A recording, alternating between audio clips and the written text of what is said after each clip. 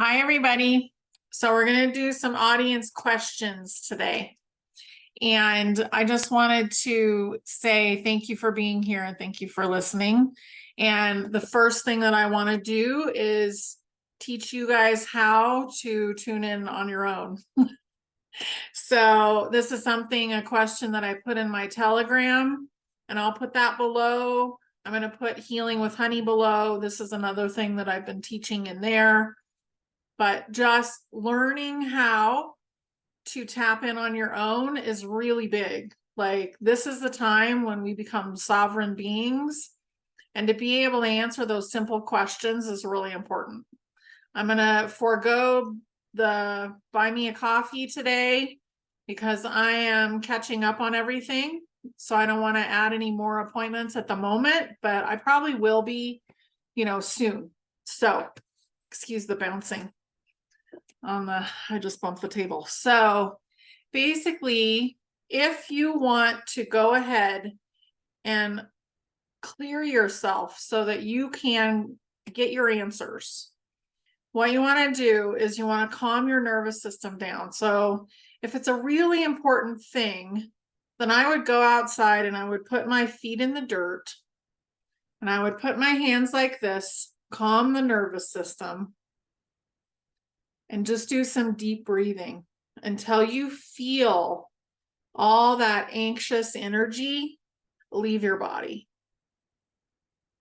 And then what I would do, and you can do this one whenever you need to clear out, I would call it clearing out the limiting beliefs, but you could also call it clearing the ego.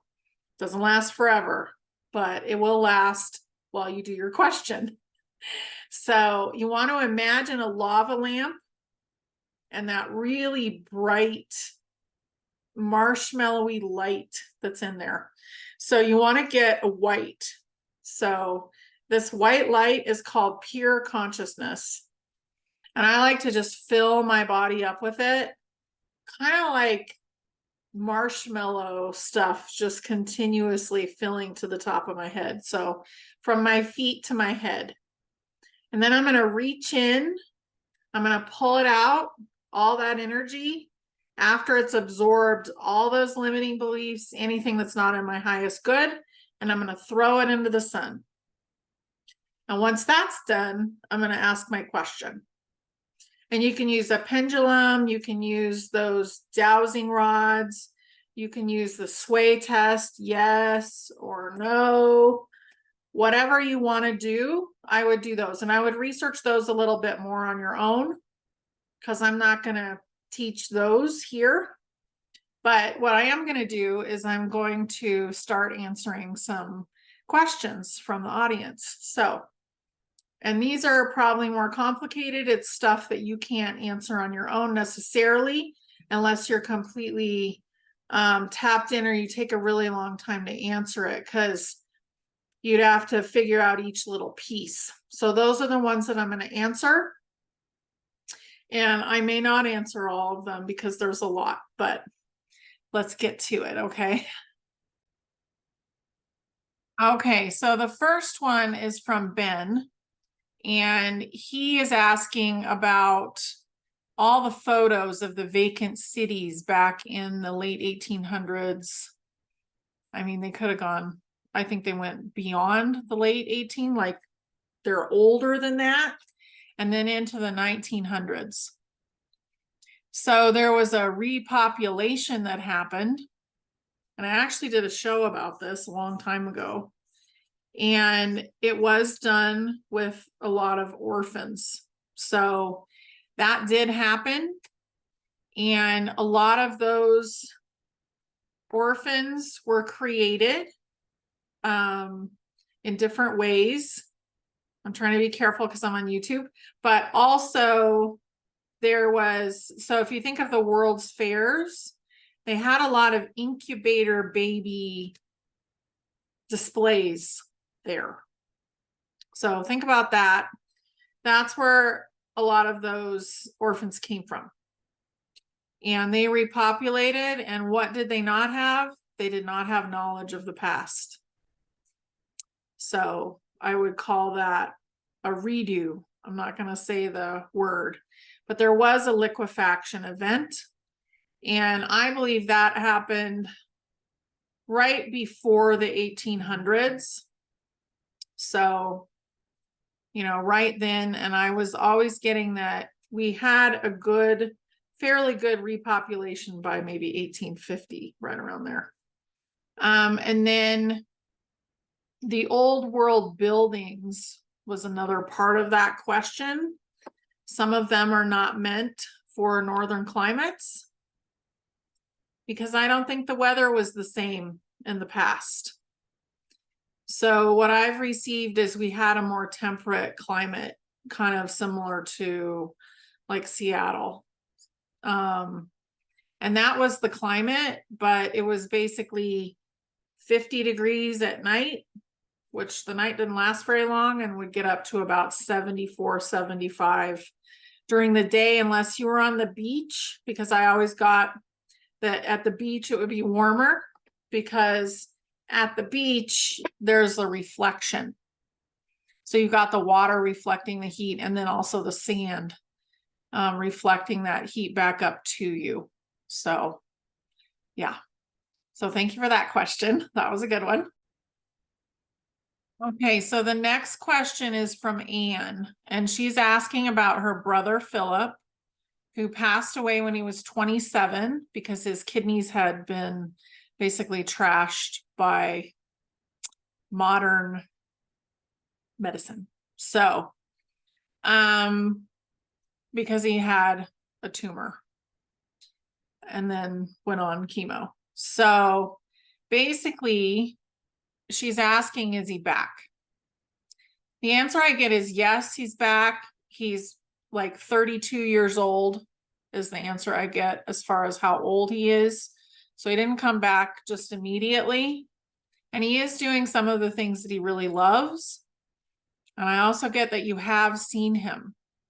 I don't get that you see him very often, but I get that you have seen him in your life. I get about 3 years ago. So you actually saw him in passing and you noticed him. So maybe you'll remember that event, maybe you won't, but he is okay. And so is your mother. They're both okay.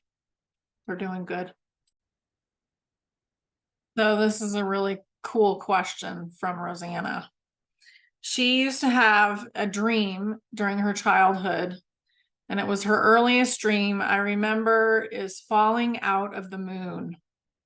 And it was a ball of craters, she says, with a large black hole in the side, and that's where she fell out. So, what does that mean? I actually get that she was there, and that was her former life. So the life right before this one, she was there, and she was actually dropped out of the moon. So that is how she passed. So that's a little unpleasant to know. This had to do with Grays.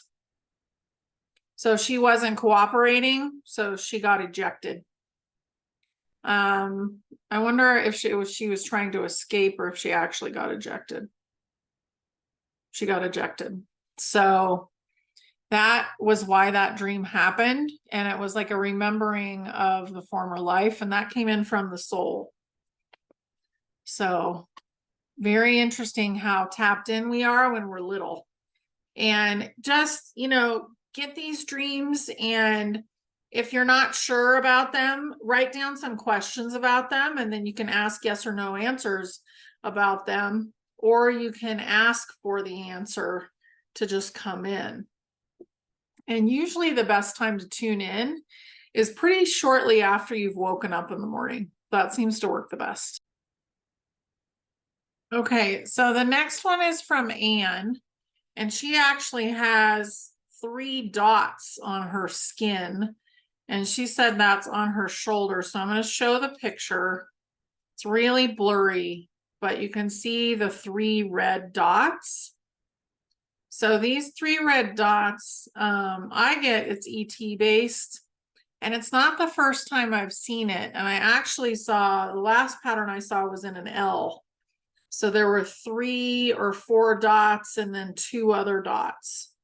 And it was kind of a upside down L shape. And I'm getting the same answer for this.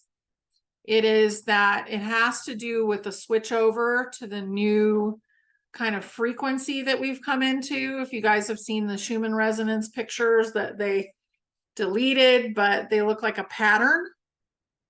It has to do with that, and the ETs are trying to assist us to raise our own frequency, and it has to do with the body. So it's the body's frequency. And again, it has to do with your own ETs that have been watching over you. So it has like a med bed type connotation. So it's really weird, but it has happened to a whole lot of people over the last, I would say, week, probably maybe week and a half. A lot of people have those dots on their skin, and it really has freaked them out, but I don't get that they're bad. So anyway, hopefully that helps. So this question is from Erin, and it's about her son. He's 8 years old.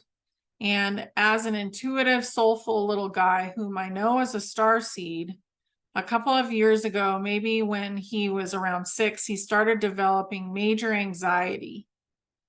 And it was like it came on all of a sudden. She's wondering about the 20 and back program. I don't get that. He is one of 20 and back. He's not a walk-in, but he did have an experience. It sounds like he's gone from being pretty joyful to being stressed a lot of times. I feel like he had an experience that was in the astral plane that was extraordinarily hard. And he hasn't recovered from that yet. I would really work on talking to him about why he's feeling that way.